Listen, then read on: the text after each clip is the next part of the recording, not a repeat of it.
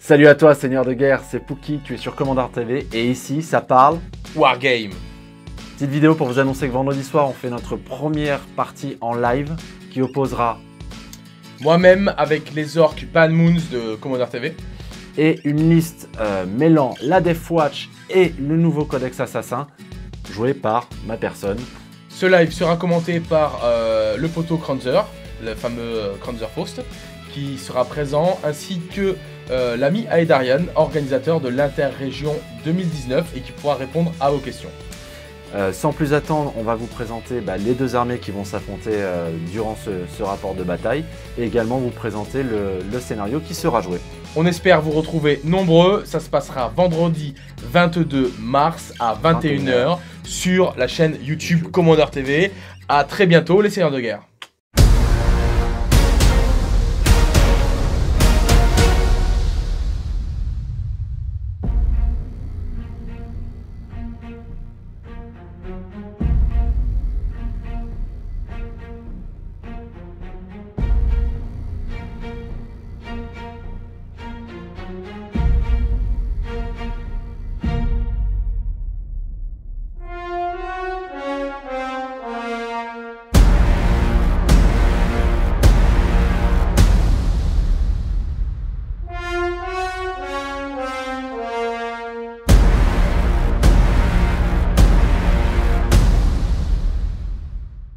La présentation de mon armée, on est sur un mélange impérial composé de un bataillon Deathwatch et d'un détachement élite d'assassins.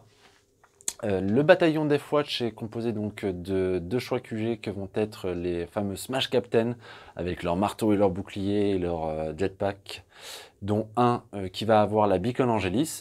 Pour rappel, c'est la relique qui permet de téléporter une unité à côté du porteur. Ensuite, on va avoir trois choix de troupes. Alors, c'est le choix de vétéran, évidemment, sur lequel je me suis le plus attardé, parce que c'est celui qui est le plus polyvalent. Donc, j'ai une première escouade de 10 figurines avec deux Terminators, un Vanguard, le Black Shield et la moto. Et le reste avec des vétérans armés de fulgurants et de boucliers tempête. Donc, ça me permet d'avoir une unité bien tankée et qui tire beaucoup. Ensuite, on va avoir une deuxième escouade de vétérans calquée sur le même modèle, sauf qu'il y a un Terminator de moins, pour la simple et bonne raison qu'elle va pouvoir embarquer, si j'en ai envie, dans le Corvus Blackstar. Le troisième choix de troupe, lui, va être celui des intercessors, donc 5 Primaris classiques, avec les fusils bolteurs classiques qui tirent à 30 pouces.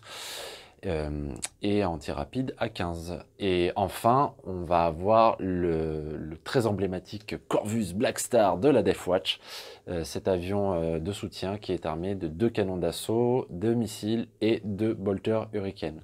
Donc ça, c'est pour le bataillon Deathwatch. Et ensuite, on va avoir le détachement des assassins, composé d'un assassin Eversor, d'un assassin Calidus et d'un assassin Vindicar. Donc un très axé corps à corps, l'autre très axé tir sur des personnages, et on sait que contre les orques c'est très important de pouvoir tomber des personnages. Et le Calidus qui a cette petite règle sympa qui permet de consommer un peu plus de PC quand l'adversaire utilise des stratagèmes, et on sait que les orques en sont dépendants. Donc voilà, j'ai donc ces deux détachements qui me font arriver à un total de un tout petit peu moins de 1250 points et un total de 8 PC pour cette partie à 1250 points.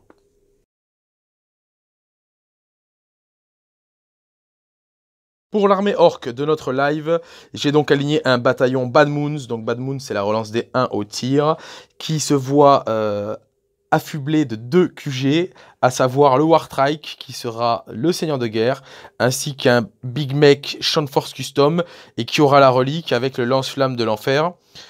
Ensuite, on va avoir 4 choix de troupes, un pack de 30 boys avec un nob avec disqueuse, un pack de 10 boys avec un nob avec disqueuse, et ensuite 2 packs de 10 Gretchen. Ensuite, en ce qui concerne la subtilité, on va avoir un bon vieux Gorkano des familles avec tout l'équipement et tout le stuff obligatoire. Et il sera accompagné de 5 Flash Gits qui pourront éventuellement embarquer dans sa calandre. Et on a aussi un Daka Jet, le Daka Jet auquel j'ai payé les 2 super flingues supplémentaires.